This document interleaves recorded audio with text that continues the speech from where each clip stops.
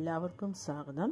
ഇന്ന് നമ്മളിവിടെ പറയാൻ പോകുന്ന വിഷയം എന്ന് വെച്ച് കഴിഞ്ഞാൽ ഇടവ മാസത്തിലെ ലോട്ടറി ഭാഗ്യം, അതായത് ധനഭാഗ്യം ഉദിച്ചിരിക്കുന്ന കുറച്ച് നക്ഷത്രക്കാരെ പറ്റിയാണ്.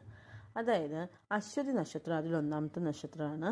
അപ്പോൾ അശ്വതി നക്ഷത്രക്കാർക്ക് ഇപ്പോൾ വ്യാഴം അനുകൂല ഭാവത്തിലോട്ട് വന്നിരിക്കുകയാണ്. ശനി ഇപ്പോൾ മാറിയത് കാരണം, അതായത് മാർച്ച് 29 ശനി മാറ്റം മൂലം അവർക്ക് കുറച്ച് ദുരിതങ്ങളൊക്കെ ഉണ്ടായിരുന്നു.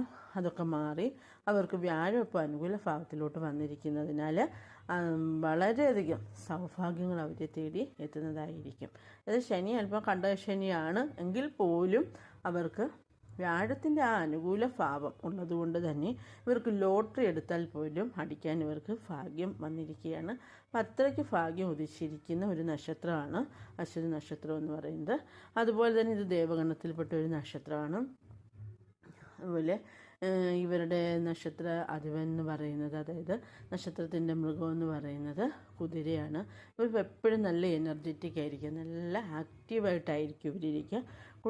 കുട്ടികളാണെങ്കിലും വളരെ എനർജറ്റിക് ആയിട്ടുള്ള കുട്ടികളായിരിക്കും. അതായത് ഇവർ സാധാ പിള്ളേരെ പോലെ എവിടെയെങ്കിലും എന്താ പറയുന്നത്, കുഞ്ഞുങ്ങളുണ്ടല്ലോ ചിലപ്പോൾ എന്തെങ്കിലും ഫുഡൊക്കെ കഴിച്ചിട്ട് എവിടെയെങ്കിലും ഒതുങ്ങിയിരിക്കുക, അങ്ങനെയൊക്കെ ഉള്ളൊരു പ്രകൃതമായിരിക്കില്ല. ഇവരെന്ന് വെച്ചാൽ എപ്പോഴും നല്ല ഊർജ്ജസ്വലരായിട്ട്, എപ്പോഴും നല്ല ആക്റ്റീവായിട്ട്, എപ്പോഴും നല്ല വർക്കുകളൊക്കെ ചെയ്യാനായാലും, വർക്കുകൾ മീൻസ് അവരുടെ പഠിത്തമായാലും അതല്ലെങ്കിൽ വീട്ടിൽ തന്നെ മുതിർന്നവരെന്തെങ്കിലുമൊക്കെ വർക്കുകൾ ചെയ്യുകയാണെങ്കിൽ അവരെ ഹെൽപ്പ് ചെയ്യാനായാലും എല്ലാ കാര്യത്തിലും അവർക്കൊരു അല്പം എന്താ പറയുക എനർജി കൂടുതലായിരിക്കും. അത് ഈ കുതിര ശക്തി എന്ന് പറയത്തില്ലേ, കുതിരയുടെ വാഹനമായതിനാലാണ്.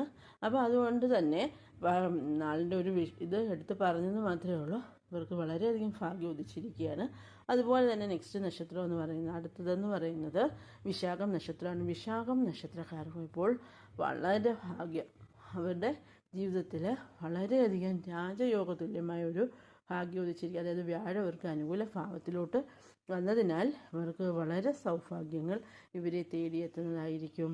ഇവർക്ക് രാജയോഗ സമ്പന്ന യോഗമാണ് ഇവരുടെ ഇതിൽ കാണപ്പെടുന്നത്. അതുകൊണ്ട് തന്നെ ഇവർക്കൊരു ലോട്ടറിയൊക്കെ എടുത്താൽ, അതല്ലേ ചിട്ടിയാണെങ്കിലും KSF ചിട്ടികൾ അതുപോലുള്ള ചിട്ടികളൊക്കെ ഉണ്ടല്ലോ, അതൊക്കെ ഇവർക്ക് ഇവർ വിചാരിക്കാതെ തന്നെ വിചാരിക്കും എനിക്കിത് അടിക്കത്തൊന്നുമില്ല, എന്നാലും ജസ്റ്റ് ഒന്ന് പോയി നോക്കാൻ ട്രൈ ചെയ്യാന്ന് പറഞ്ഞ് പോയാലും ഇവർക്കത് ഉറപ്പായിട്ടും അടിച്ചിരിക്കും. കാര്യം ഇവർക്ക് സമ്പന്ന യോഗം, രാജയോഗം ഉദിച്ചിരിക്കുകയാണ്. അതുകൊണ്ട് തന്നെ ഇവർക്ക് ഉറപ്പായിട്ടും ഈ ഇടവ മാസത്തിൽ ചിട്ടി അതുപോലുള്ള കാര്യങ്ങളോ അല്ലെങ്കിൽ ലോട്ടറിയോ അങ്ങനെ ഏതെങ്കിലും തരത്തിൽ, ഭാഗ്യം എന്ന് പറയുമ്പോൾ അത് ഭാഗ്യക്കുറി അടിക്കണമെന്ന് തന്നെ ഇല്ലല്ലോ, പല രീതിയിൽ നമുക്ക് ഭാഗ്യങ്ങൾ വരാം. അങ്ങനെ ഇവർക്ക് ഭാഗ്യം ഉദിച്ച നക്ഷത്രമാണത് ഈ ഇടവ മാസം. അതായത് കർക്കിടകം വരെ ഇവർക്ക് നല്ല സമയം തന്നെയാണ്.